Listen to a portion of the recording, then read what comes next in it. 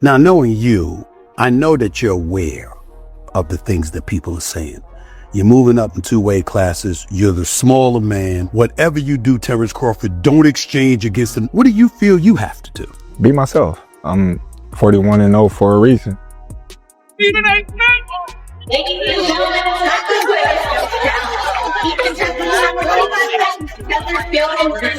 Mayweather was undefeated for the last half of his career. For more than 20 years, everyone thought Floyd's 50-0 record would never be eclipsed. He was the defensive magician who made legends seem like common people, the ghost in the ring. However, after a single momentous night, the only man facing them both made a single explosive declaration that threatened to destroy the entire monument. The argument was no longer solely about superiority. The question was if Mayweather's whole career had merely been overshadowed. Following a brilliant performance in which Terence Crawford accomplished what many said was impossible, the firestorm started the instant his hand rose against Canelo Alvarez. Terence Crawford is the best fighter on the planet. Pound for pound, he's that dude. In this four-belt era, he is now the undisputed world champion 3 times over. 140 pounds, 147, now 168 pounds, claiming all the belts. You don't see people doing that very often. Going up against a guy who was perceived as being bigger and stronger, Crawford was strong. Crawford was strong enough to fend him off, strong enough to make him respect his own power. He used his jab, he used his distance. He had poise in the ring, he wasn't rattled. He backed up and moved when necessary and kept us different. He exchanged enough to gain respect when necessary. It was a brilliant, masterful fight. However, the post-fight news conference was the true shock. With the entire world's media watching him closely, Canelo didn't hesitate to compare Crawford to his former opponent Floyd Mayweather. He said simply, "If you can, compare and contrast the fight between yourself and Floyd Mayweather Jr. and tonight's bout with Terence Bud Crawford, if you can." No, I think Crawford is way better than Floyd Mayweather. Coming from the sole combatant on the planet to compete alongside both men in the ring, this wasn't merely a viewpoint. It was a shocking revelation that rocked the sport. A strong voice was poised to enter the argument that had been simmering for years since that one sentence sparked it. Stephen A. Smith, who was observing from the sidelines, was instantly enthralled with what he saw. Like many others, he anticipated that Crawford would outbox the bigger, stronger man by using his technical skill and staying outside. But that did not transpire. Well, I appreciate Crawford making my prediction come through. Coming into the fight, I had him winning by decision. I thought he was the superior boxer. I thought he would be able to take a punch. And as long as he didn't stay there and exchange with Canelo, I thought he could do it. What surprised me is that there were times during the fight he did stand there and exchange with Canelo and took it. Took some body shots to the liver. Took some headshots. Exchanged. And still ended up winning this fight. I thought from the 8th round on, he just put on a boxing clinic. But I got to give credit where credit is due. Crawford deserved to win the fight. Smith was shocked to learn that Crawford did more than simply survive. He demonstrated that he was more than just a skilled fighter by entering the flames and trading blows with Canelo. He was tough. According to Smith, what I didn't expect was for him to stand in there and exchange and survive. And he did that multiple times. He merits a great deal of credit because of this. He even dissected the bout, claiming that after 9 rounds, he had it scored 5-4 in Crawford's advantage before Crawford put on a boxing clinic to win the final 3 rounds handily. He took in Canelo's might and retaliated, winning when a smaller man ought to have faltered. Crawford is a special fighter because he's got a mean streak. He doesn't back up from anything. He's usually the superior boxer in the ring. He finds a way to win. No matter who he's going up against, no matter what power you have, what boxing skills you have, he is truly a generational kind of fighter. He wants to go in the ring and not just beat you, but show you he was a better man. And he's not one who believes that just a knockout does that. He likes outboxing you and showing you that his skill level is superior to yours. And he showed it tonight. Although he was greatly impressed by the performance, Stephen A. was not yet prepared to overthrow the king because he remembered a different kind of master, a phantom in the ring that Crawford, deep down, was not. He hailed it as a masterclass. Mayweather was undefeated for the last half of his career with one hand. He constantly broke his hand. Yeah. He would go into a ring knowing he had no shot at knocking somebody out because his hands were hurt too much, and literally walked in the ring and said, I'm going to embarrass you and humiliate you by showing the world you can't hit me. Stephen A. Smith drew the line at this point, making a significant distinction that alters the entire argument. He reminded everyone that the main objective of magician Floyd Mayweather was to win without getting struck. Mayweather was a defensive mystery. Floyd understood he couldn't rely on knockout power because of his infamously fragile and injured hands from the second half of his career. This was more than a theory. The problem was well documented. Floyd Mayweather looks me in my face and he says, I'm going to take him out about the 8th or 9th round. And I said, your hand's always broken. You ain't known for your punching power since you moved up from lightweight to welterweight. Why are you so sure you're going to do this? He said, Stephen A., he's a UFC fighter. He said, and he's a striker. He's accustomed to coming at you and throwing punches. What he's not accustomed to doing is punching while he's throwing backwards, while he's moving backwards and pushing you off.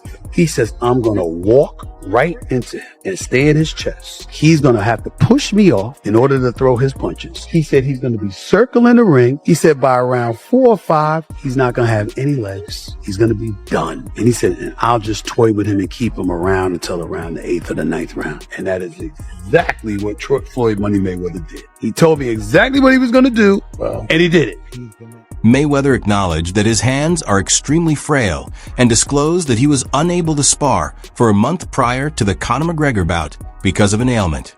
You hurt your hand? Huh? I thought you hurt your hand. That's myself. Okay. All right. Relax, baby. The job is done. All right. Put in a bucket of ice, man. Yeah. I'll get a bucket of ice. Kill him. I'm saying Shane hit me with a hell of a shot. Okay. Actually, 2 shots. Okay. But even in that particular round, what I said to Shane was this. I was like, you said something to him when you grabbed him. I said, you gotta kill me. Oh shit. I wasn't ready, bro. I said that was a good one. I said that was a good one, but you gotta kill me. Wow. I said, you gotta kill me. And then I'm not gonna lie. A more contentious layer is added by the long-standing rumor that Mayweather fought nearly all of his fights in Las Vegas during the second half of his career, which is one of the few venues that permits fighters to use numbing injections like Zyacane for hand pain. This suggests that Mayweather's hand problems played a significant strategic role in the locations and methods of his fights.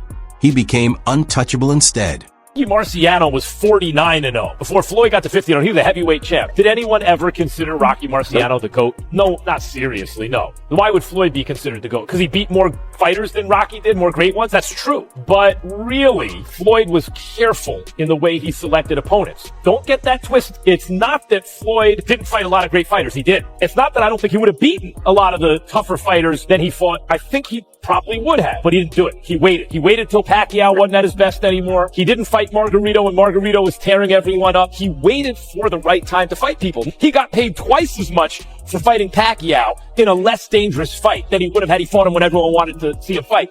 Floyd is among the all-time greats, but... Trainer Greg Hackett shared this opinion, stating that the Floyd who faced Canelo was a fully developed fighter with an unwaveringly polished style, in contrast to Crawford's wilder style.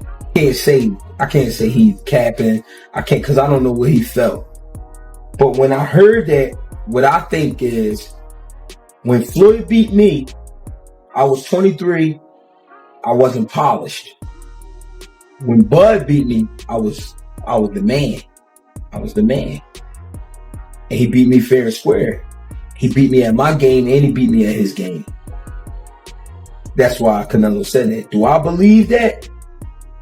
It's tough to believe, but I can only take Canelo's word. because he's the man that's been in the ring with both of them. But I understand why he said it. I was a kid when I fought Floyd. He wasn't a kid literally, but he was young. He was young. There was a lot he didn't know. There was a lot he didn't understand about boxing that he later on learned and got better. But Bud beat the better version of me, even though it's the ran down version.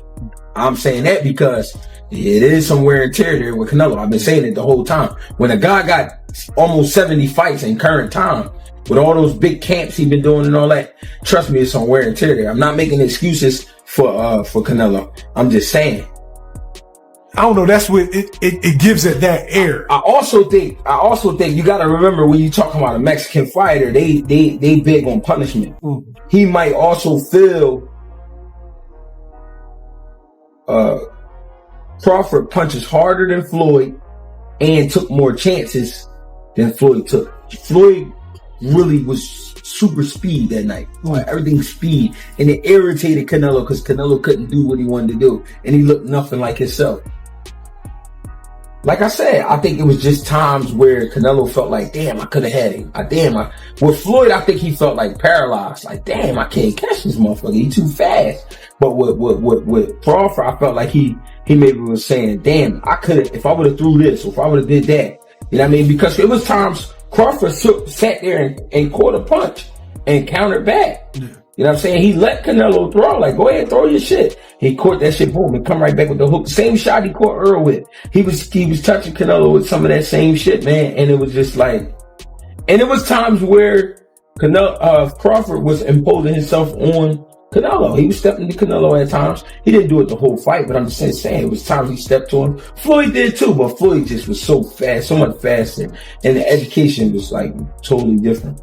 Like when Canelo fought Floyd, Canelo was in middle school. He wasn't even, you know what I'm saying?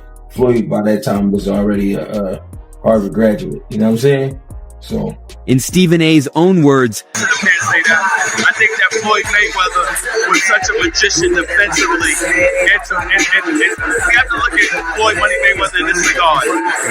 Once he moved up to welterweight, his hands were always damaged. So he kind of knew he wasn't going to be able to knock you out for the most part. And still, he walked into the ring and put on masterful performances because he was so superior skill-wise and defensively. You can't say enough. Tonight with Crawford, for example, we saw him take a punch on several occasions. With Floyd, we didn't see that too often because you couldn't hit him. That's the difference. Canelo, however, delivered strikes to Crawford. He demonstrated his toughness and chin. However, the thing that set Stephen A. apart from Floyd, in his opinion, was the necessity of proving it. Many pointed to a more straightforward reality before the argument could become any more heated. The two combatants came from different eras. It took more than just skill to do this. It had to do with eras. I feel like I'm the best fighter in my era, and Floyd is the best fighter in his era, Terence Crawford said, acknowledging this with some respect. He just got something that I want. And it's not just the title, it's what else? It's everything. He got everything. And I'm coming to get it. When you beat him, you'll have everything. That's right. This viewpoint adds an essential element of complexity by implying that greatness is a title that corresponds to the particular period in which a fighter dominates, rather than a single linear journey. The age element makes the comparison even more difficult. Jeff Mayweather, Floyd's own uncle, contended that Floyd had outlived his peak and was already 36 when he faced a youthful Canelo. A detail that directly compares Crawford's battle with an experienced Canelo as being extremely challenging. Well, also if we remember, Canelo at that time was a razor-thin decision. Floyd won, majority decision. C.J. Ross had it with what a lot of people had as a draw. And then the other two judges scored it for Floyd, of course. And that was a Floyd at the top of his game with a very green Canelo with very little experience, and he still took him, into deep waters. So what was Canelo? What, 20-something? 23, 25? Yeah, very, very young in the game, obviously. Yeah, very young. He had more fights than Floyd, and he lost. Yeah, to a man that was 30-something years old, 36. But Floyd was clearly at the top of his career, and Canelo had fought a lot of people. But are you at the top of your career in your prime? You in your prime? You ain't in your prime when you're at 36. It presents the debate as two kings ruling over two different eras of boxing history, rather than who is superior head-to-head. A lot of comparisons between Terence Crawford and Floyd Mayweather. We've even had the conversation to go as far as who would win in the fight between Terence and Floyd. And I truly don't know the answer to that question. I do. You do? Yes. Yeah. Who would win that fight? Floyd. Floyd would win that Yes, fight. sir. I love you, Terence. Always figures it out. Yeah, he's a chess master. Yeah, his IQ and that shit. The funny thing about it is Terence has been the only other guy that people can say he always figures it out. Yeah. You know? Yeah, that's true. But you gotta have an OG somewhere. Anybody else? Yeah. There's an OG Somebody somewhere. got to pioneer, right? Yeah, you got it. There's an OG you can't out-figure out somewhere. And I just believe Floyd is that OG you can't out. Although there is much disagreement on their defensive tactics and primes, one thing is undeniable. Terence Crawford has an incredible accomplishment on his record that Floyd Mayweather could never match.